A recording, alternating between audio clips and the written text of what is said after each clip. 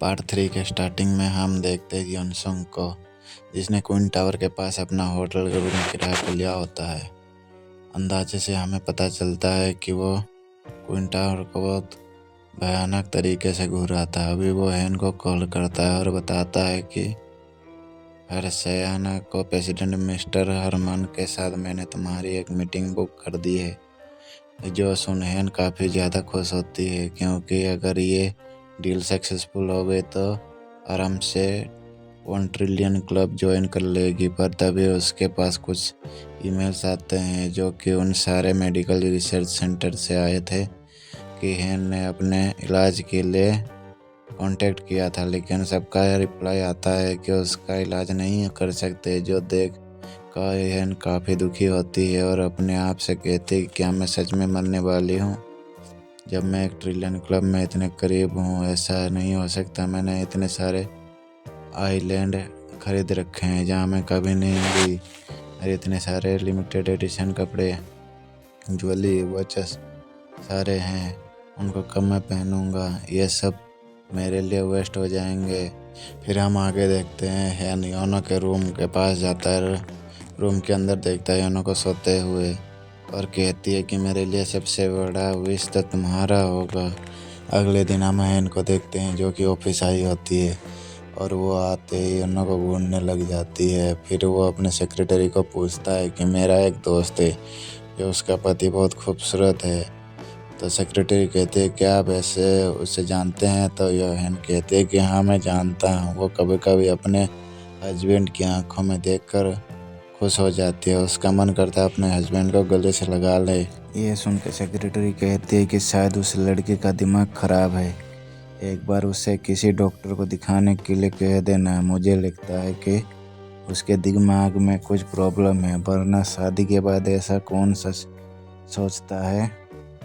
तो हैन चली जाती है डॉक्टर के पास, जहाँ उन्हें बताती है कि आजकल मैं बहुत अजीब सा फील कर रही हूँ। मुझे दूसरे पर बहुत ज़्यादा दया आती है, पर ऐसा मैं पहले बिल्कुल नहीं थी। मुझे उसके लिए बहुत सहानुभूति फील होती है। फ्लैशबैक में हम देखते हैं हैन एक बिल्ली को खाना खिलाने के लिए बारिश में उसके लिए छाता लेकर खड़ी होती है। फिर दूसरे सीन में हम देखते हैं ऑफिस में एक बंदे को जॉब पर ही रख लेती है, क्योंकि उसका बेटा इंक्यूबेटर पे था। फिर हम देखते हैं हैन फिर से योनो को घूर रही होती है और वो अपने सेक्रेटरी से बात करती है और वो डॉक्टर को ये भी बताती है कि जब मेरा कोई एम्प्लॉय रोता है तो ये सुनकर मुझे भी रोना आ जाता है और मैं रो पड़ता हूँ। फिर प्रेजेंट में हम देखते हैं कि डॉक्टर को हैन बताते हैं कि मैं ऐसे कभी दूसरा के लिए नहीं रोती थी। डॉक्टर कहते हैं कि ऐसे सिचुएशन में ऐसे फीलिंग्स होता है। तो हैन कहते हैं कि आपका मतलब है कि मैं मरने वाली हूँ, पर आप गलत हो, ऐसा नहीं होगा। अगर आप मुझे ठीक नहीं कर सकते तो बस दिखाना, कोई ना कोई मिरेकल ज़रूर होगा। आप तो जानते हो कि मैं कितनी बार मरते मरते बचा हूँ। मेरे उस मिरेकल, उस लक की वजह से उस बार भी कोई ना कोई चमत्कार ज़रूर होगा जो मुझे उससे बचाएगा। ये बोलकर वो चली जाती है। इधर योनो और हैन के डैड उनके बड़े भाई यानी बोम्सो योक से मिलने आते हैं और उनसे पहाड़ी में जाने के बारे में पूछते हैं। ये तो कह देते हैं कि मैं तो कुछ नहीं किया और बस डैड से मिलना चाहता था, पर उस शियोली ने मुझे मिलने नहीं दिया। उस फेसिंग के टूटने के साथ मेरा कोई लेना देना नहीं है।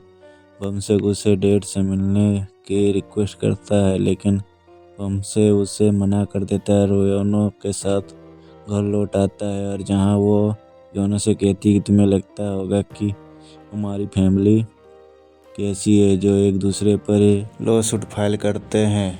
हमारे बीच कितना कुछ केस होता है, उन्हें तुम इतने टाइम तक संभालते आए हो। तुमने हमारे लिए बहुत कुछ किया। ये बोलकर वो अंदर चले जाते हैं। अंदर जाने के बाद हैन के पापा शियोली से पूछते हैं कि क्या बमसो पापा से मिलने आया था, तो शियोली मना कर देता है कि वो आया ही नहीं, ना मुझसे मिला है। फिर हम आगे देखते हैं हैन की मम्मी और बटलर बैठकर चाय पी रहे होते हैं और हैन की मम्मी बटलर से कहती है कि यंगसोंग का बैकग्राउंड पता करने के लिए।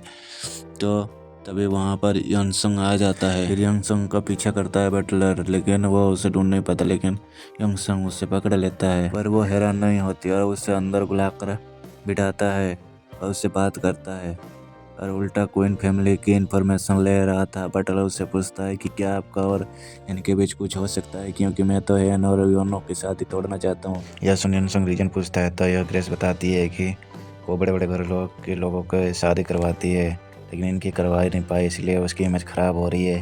फिर यंगसंग बताते हैं कि तुम मेरे रास्ते में मत आना, मेरा रास्ता ख़राब हो रहा है, तुम मेरा काम बिगाड़ रहे हो। वो मना करती है, मुझे करने के लिए कहा गया था। फिर हम आगे देखते हैं। फिर अगले सिनेमा में योनो और उसके फ्रेंड यंग को देखते हैं, साथ में लंच कर रहे थे। तो योनो उससे जंगली स्वर के वो से हैन को बचाने की बात बताती है। उसके बाद ये भी बताती है कि उसकी फैमिली थोड़ा अलग सा ट्रीट कर रहे हैं उसे, और उसके डर तो ज़्यादा ही खातिरदारी कर रहे हैं। तो यह सुन यंग कहता है, तुम अच्छा काम कर रहे हो, ऐसे ही करते रहो, बस हैन की दिल जीत लो, स्पेशली उसका मतलब ज़रूर अपना विल चेंज करेगी।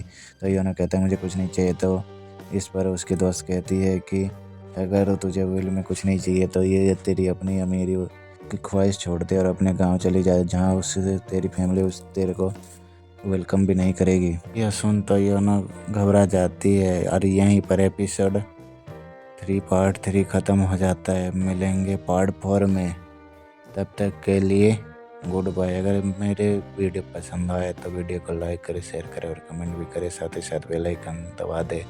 और फेसबुक पर रहे हैं तो पेज को फॉलो करें। Good bye.